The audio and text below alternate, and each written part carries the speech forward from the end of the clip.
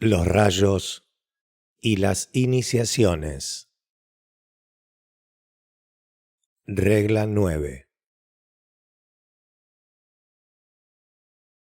A medida que proseguimos con el estudio de estas reglas, la dificultad de interpretarlas y explicarlas se vuelve cada vez más grande. Hemos llegado a una sección de las reglas que requiere conciencia de iniciado para la correcta y verdadera comprensión. Estamos estudiando ideas para las cuales no tenemos todavía ningún lenguaje adecuado.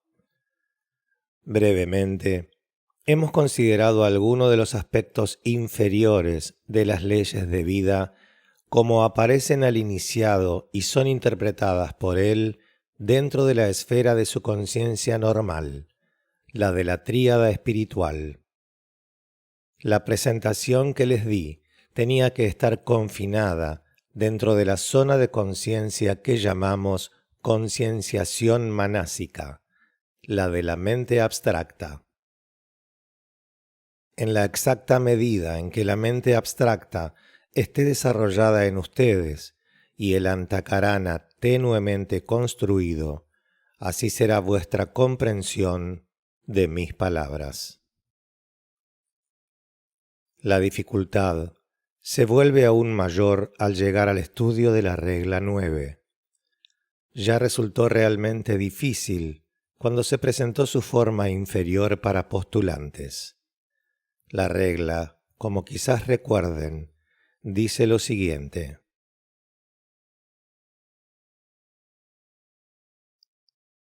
Que el discípulo se fusione dentro del círculo de los otros yoes. Que solo un color único los armonice y su unidad aparezca. Solo cuando el grupo es conocido y presentido, puede la energía ser emanada sabiamente. 3 ideas principales aparecen en esta regla más sencilla. 1. La idea de completa identidad con todos los otros yoes. 2. La idea de la uniformidad de la presentación espiritual de ellos al mundo, cuando la unidad está establecida. 3. La idea que, como un resultado de las 2 consecuciones anteriores, la fuerza grupal, como una energía real y enfocada, puede entonces ser utilizada.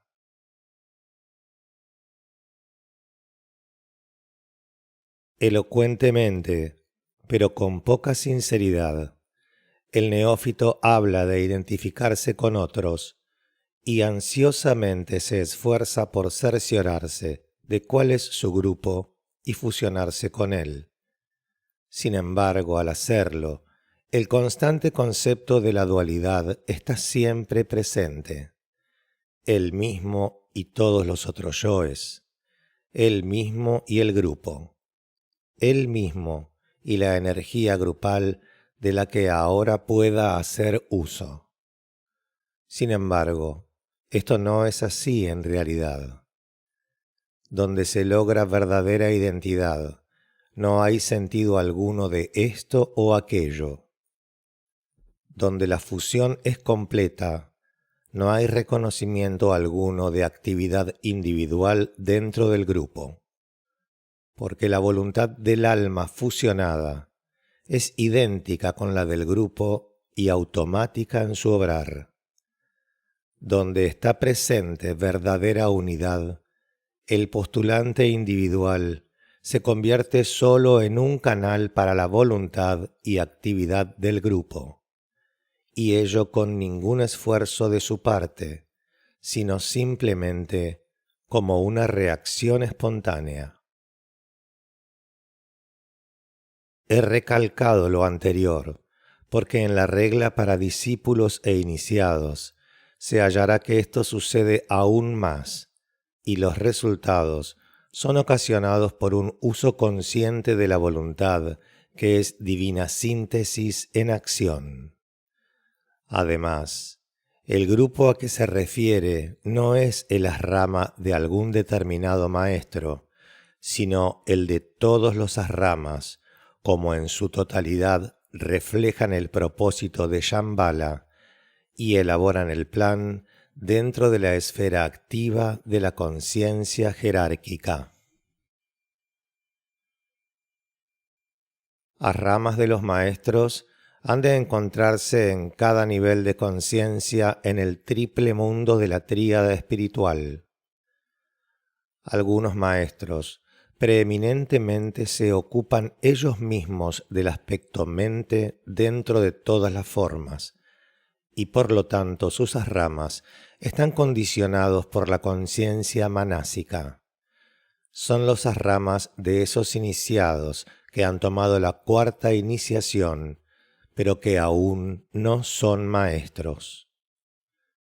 En su mayor parte, son adeptos sobre el tercero y quinto rayos, y trabajan con manas o mente, como se está desarrollando en todas las formas.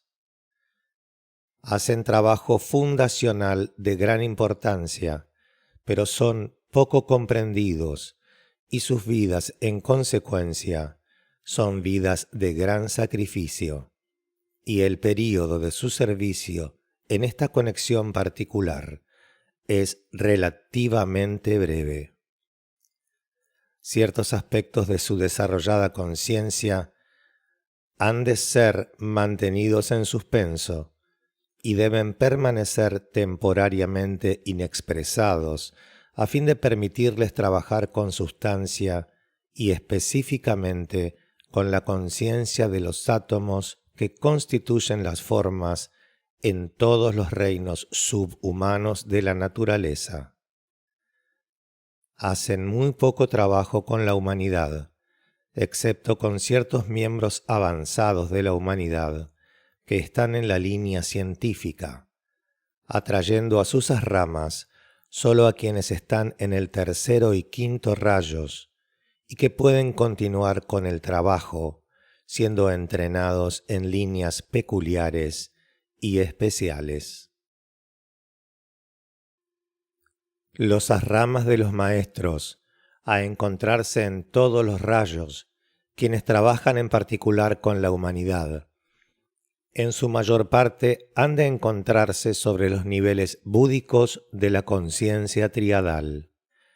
Allí la nota de comprensión amorosa predomina, pero incluso estas palabras deben ser interpretadas esotéricamente y no de acuerdo con su significado usual y obvio. No es una cuestión de yo comprendo porque yo amo, o que esto con amor comprende eso. Es algo mucho más profundo, involucrando la idea de identificación, de participación y de conciencialización sintética. Hermosas palabras eufónicas, pero que poco significan para los no iniciados.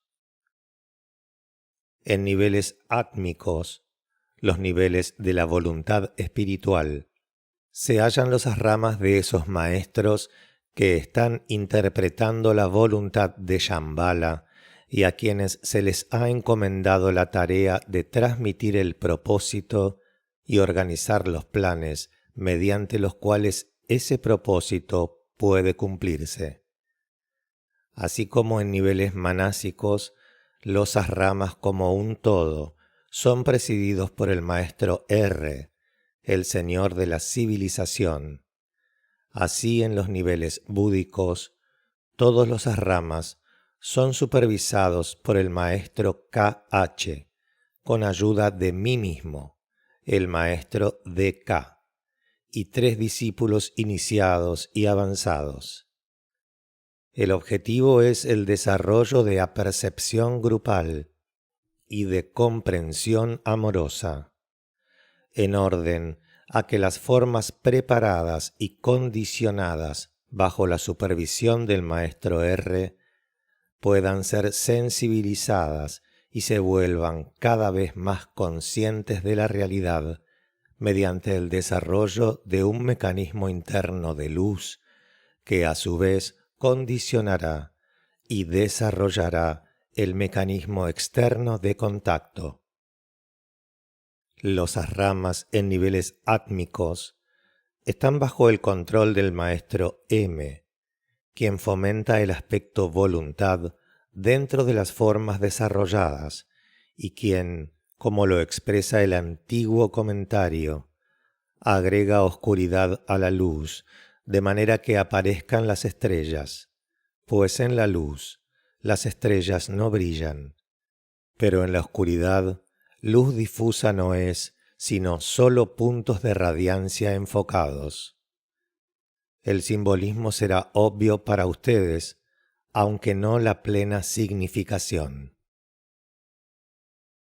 Abarcando, fusionando y unificando el esfuerzo de todos estos grupos de asramas, permanece el Cristo viviente, el guía de todos los asramas y el maestro de los maestros, el mediador entre Shambhala y la jerarquía, y entre la jerarquía y la humanidad.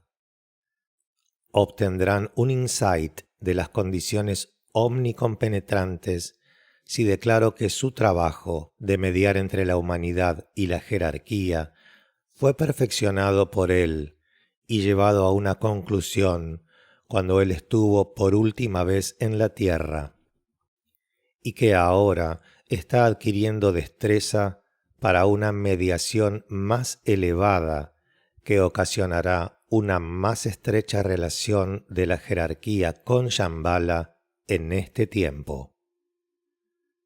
Este trabajo mediatorio, basado en la mezcla de la voluntad espiritual que él ya ha desarrollado con la voluntad universal que él está desarrollando, le señala una meta que será consumada cuando él tome la 9ª iniciación. Estos son grandes misterios y solo los indico a fin de transmitirles un sentido de la síntesis de todo el esquema y un reconocimiento del impulso al bien que compenetra cada aspecto de la vida planetaria, desde el más pequeño átomo de sustancia a través de todas las formas vivientes intermedias, continuando hasta llegar al logos planetario mismo. Demasiado a menudo se considera a la voluntad como un poder por medio del cual las cosas son hechas, las actividades son instituidas y elaborados los planes. Para los hombres, esta definición general es la más fácil de formular, porque es comprendida por ellos en términos de su propia voluntad propia, la voluntad al mejoramiento propio individual, egoísta y mal comprendida al principio, pero tendiendo finalmente al altruismo a medida que la evolución lleva a cabo su benéfica tarea. Entonces la voluntad es interpretada en términos del plan jerárquico, y el esfuerzo del hombre deviene el de negar su voluntad propia y procurar fusionar su voluntad con la del grupo, siendo el grupo mismo un aspecto del esfuerzo jerárquico. Este es un gran paso adelante en orientación y conducirá a un cambio en conciencia finalmente. Esta última frase es de importancia. Es en esta etapa que la mayoría de los aspirantes hoy se encuentran a sí mismos. Sin embargo, la voluntad es en realidad algo muy distinto de estas expresiones suyas que existen en la conciencia humana cuando los hombres intentan interpretar la voluntad divina en términos de su punto actual en la evolución. La clave para la comprensión, la clave que será para ustedes la más fácil de comprender, ha de encontrarse en las palabras borrar toda forma. Cuando el atractivo de la sustancia es vencido y el deseo muere, entonces el poder atractivo del alma deviene dominante y el énfasis durante tanto tiempo puesto sobre forma individual y vivir y actividad individual da paso a forma grupal y propósito grupal. Luego el poder atractivo de la jerarquía y de las ramas de los maestros reemplaza a las atracciones inferiores y a los menores puntos focales de interés. Cuando éstos, a su vez, asumen el lugar que les corresponde en la conciencia, entonces el tirón dinámico de Shambhala puede ser sentido completamente sin relación con forma o formas, con un grupo o grupos. Solo es conciencializado un sentido grupal de bienestar, esotéricamente comprendido, pues ello es comprehendido como la voluntad al bien. No hay formas entonces que puedan asir. Ningún grupo o rama puede entonces confinar a la conciencia del iniciado, y todas las diferencias de toda clase desaparecen. Este preámbulo se da en un esfuerzo para aclarar sus mentes antes de que estudiemos la regla 9 cuidadosamente y arribemos a su significado esencial.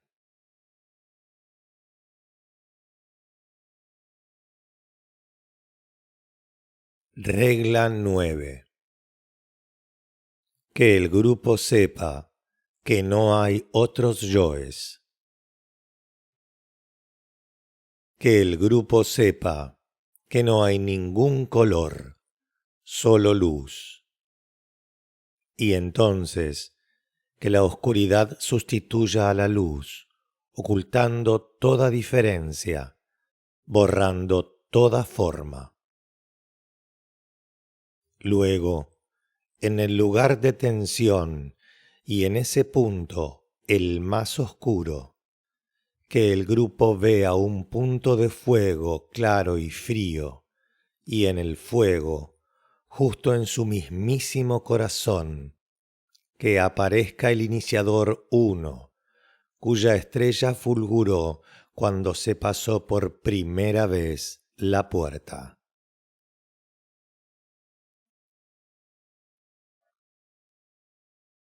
El mayor problema afrontando a los aspirantes y discípulos antes de la tercera iniciación es el de comprender la naturaleza de la identificación. Esto concierne en el primer caso a la relación del yo con el yo y de todos los yoes con el yo omni-inclusivo. Involucra el misterio de la dualidad de la cual ellos se ocupan, y en el momento mismo en que la teoría acerca de la unidad esencial deviene conciencialización definida, entonces se entra al reino de la síntesis. Para este tipo de conciencialización, el lenguaje como ahora lo tenemos no tiene palabras. Por lo tanto, es imposible formular conceptos para interpretar el consiguiente y resultante estado de ser. Identificación con es la frase que más se acerca a la idea inicial, y hasta que el hombre ha captado su idéntica aunicidad, aunque sea con un solo ser humano, para él no es posible siquiera pensar sobre ello de alguna manera verdaderamente constructiva. La completa fusión de los aspectos negativo y positivo en el matrimonio, en el momento en que la vida es transmitida y transferida, es el único símbolo tangible, aunque insatisfactorio, de este proceso de compartir vida que tiene lugar cuando un individuo o un grupo sabe en realidad, y no simplemente en teoría, que no hay otros yoes. Identificación, para usar la única palabra disponible para nuestro propósito, está conectada con vida dinámica, con ampliación consciente, con compleción y con compartir creativo, además del proceso. Es un proceso de participación consciente y constructivamente emprendido en las acciones y reacciones de vida de aquel en quien vivimos, nos movemos y tenemos nuestro ser. Está relacionado con la red de canales de vida que mantienen al aspecto forma del logos planetario funcionando como una representación divina. Observen esa redacción. Está conectado con la circulación de esa vida más abundante a la que el Cristo se refirió al ocuparse de la verdadera naturaleza de su misión.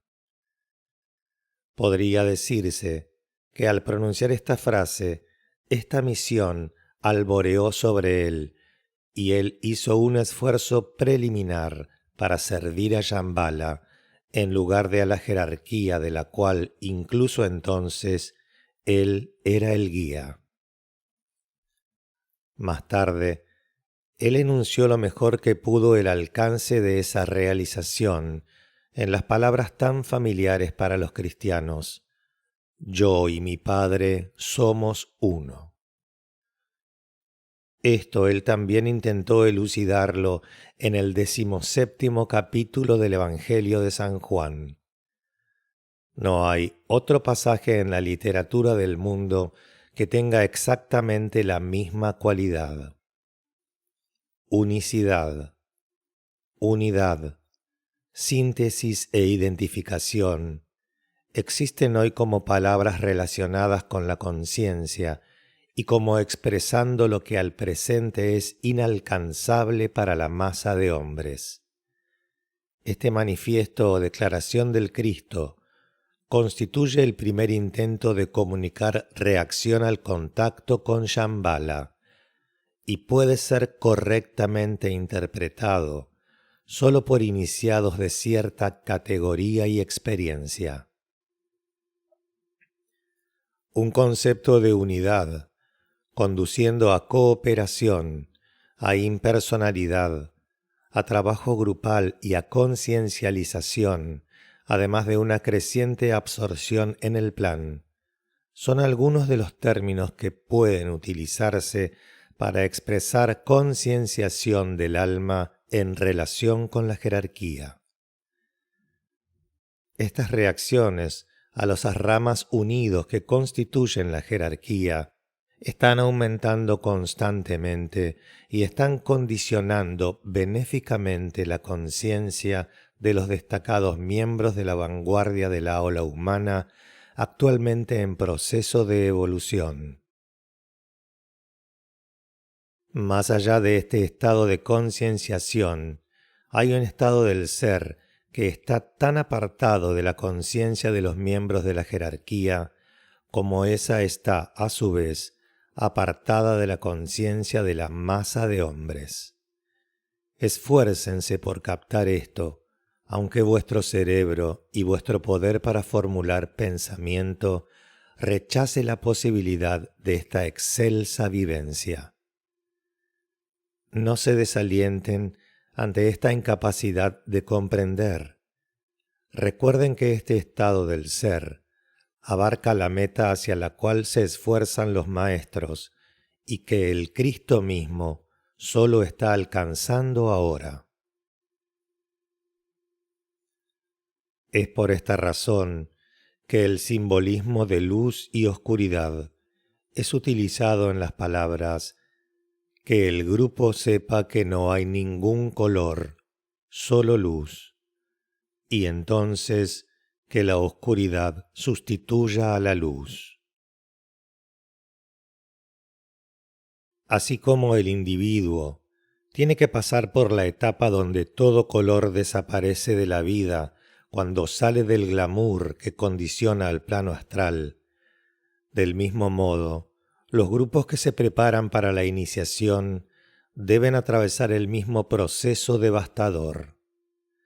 El glamour desaparece y por primera vez el grupo, como sucede con el individuo, camina en la luz.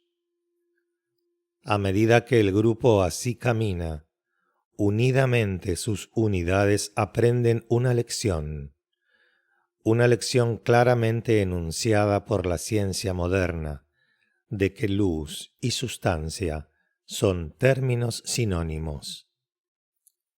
La verdadera naturaleza de la sustancia, como un campo y medio de actividad, deviene clara para los miembros iniciados del grupo.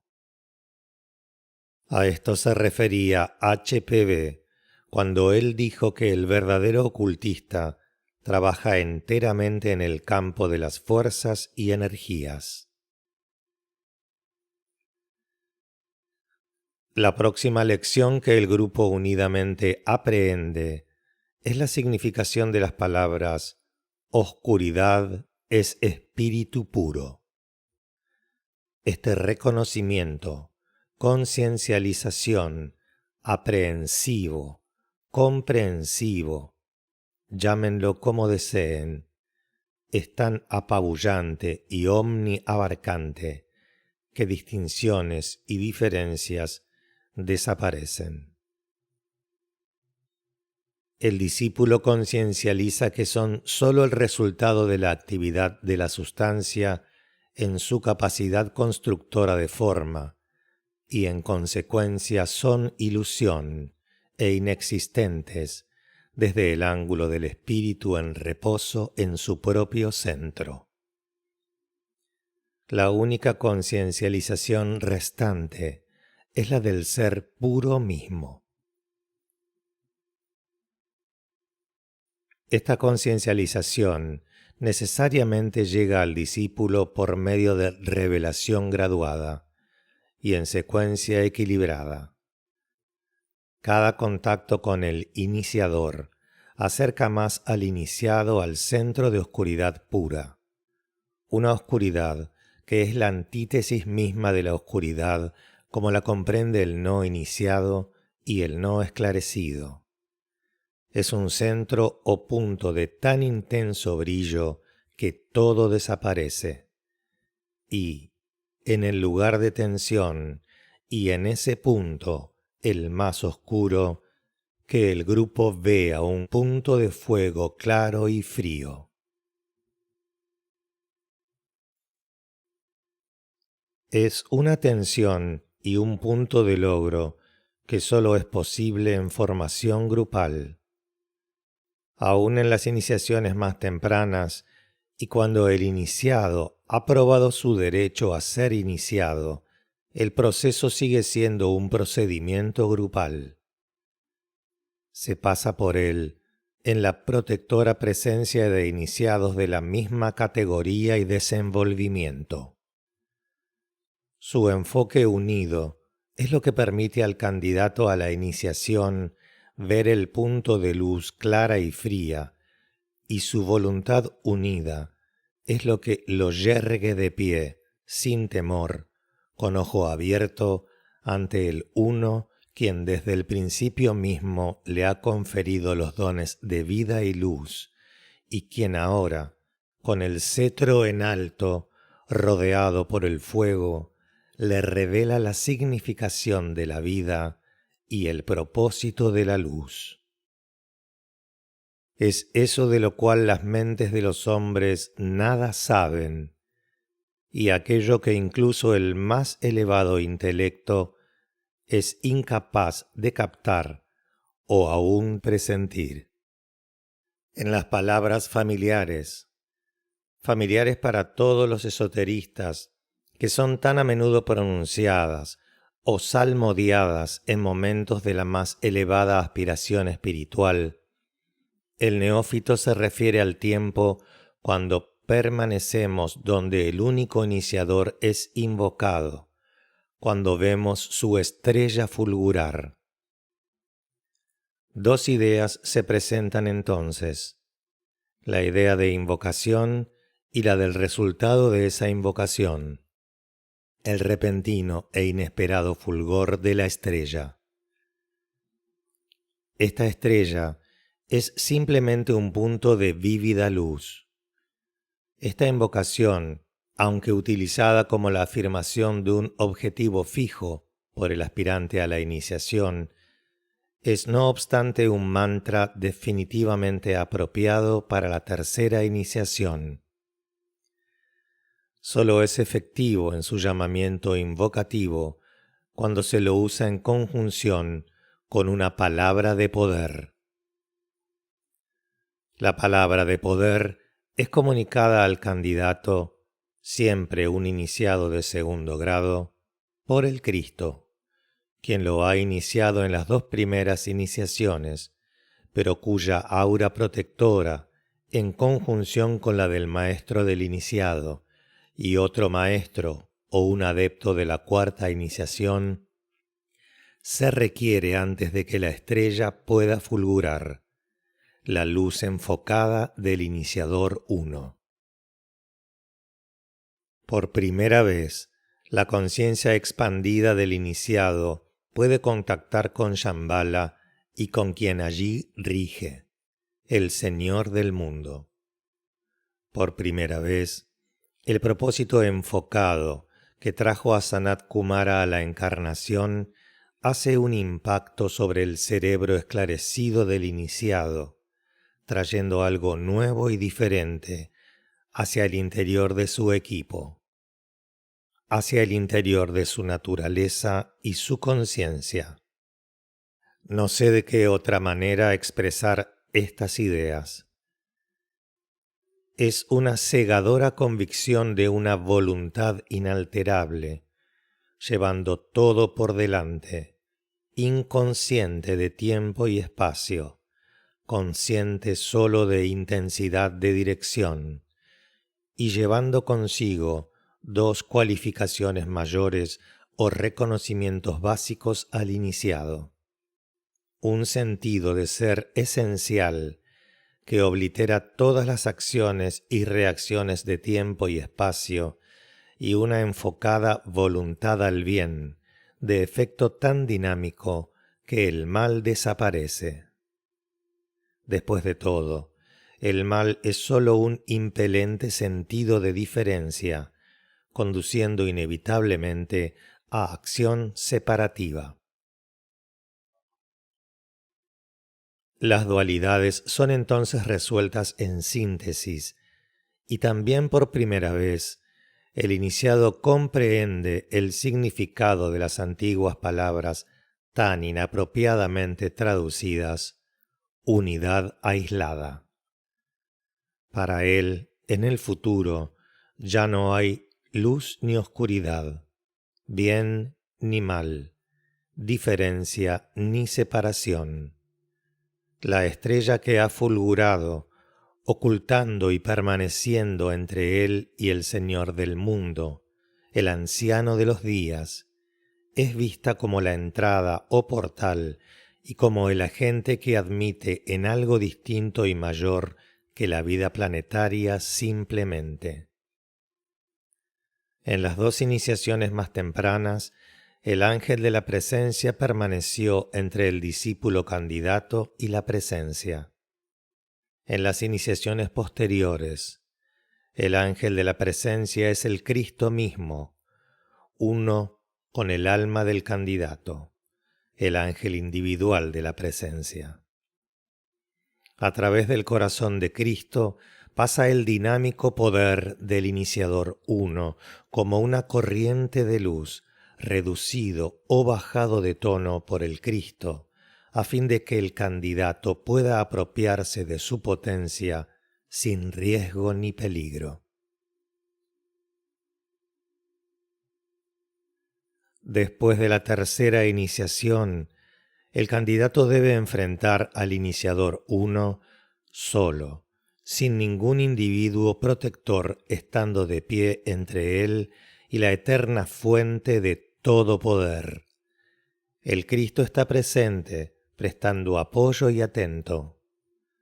Está de pie directamente detrás del iniciado, para detener y distribuir la potencia que atraviesa el cuerpo y los centros del iniciado.